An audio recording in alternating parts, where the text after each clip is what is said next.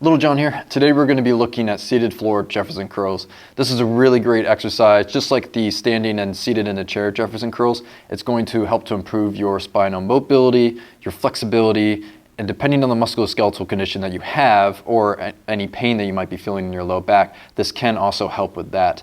But also what's really important is it teaches your body how to stabilize in each position as you begin to bend forward. So to get started, I'm going to turn sideways so that you guys can kind of see a little bit better.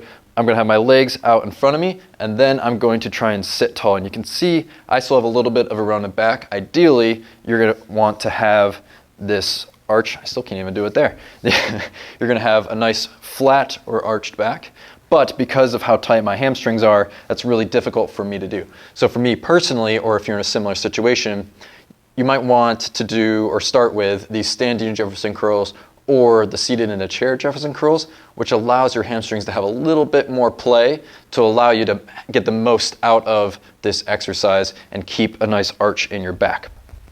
From here, your legs are going to be out in front of you, like I said, and again, ideally having this arch in your back, and you're going to then think of moving each vertebrae one at a time all the way down through your spine as you bend forward. So I'm going to start with my chin and my neck, and then the middle of my spine, I'm going to round all the way through my low back, trying to get as low as possible.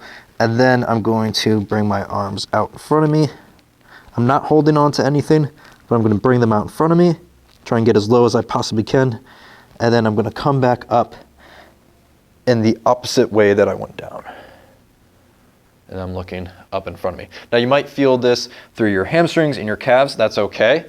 But the main purpose is to also feel this in your back. You control the intensity of what you're looking for. You might feel a really intense stretch without having to reach out your hands, or maybe you can get much lower than I can and get really close to your thighs without having to reach out. But if that's a good intensity for you, that's fine. Then stop there. But the goal is to get as low as you possibly can. And then what you should find as you continue to do this exercise is that each time, maybe not between each rep, but between at least the first rep and the 10th rep, or the first set and the third set, is like, oh, I can start to go a little bit further, right? Again, you're gonna tuck your chin, round all the way through, bring these arms forward, and then come back up. And it doesn't have to be as slow as I showed you the first time. It can be more this speed to just continue moving and getting the most out of this exercise.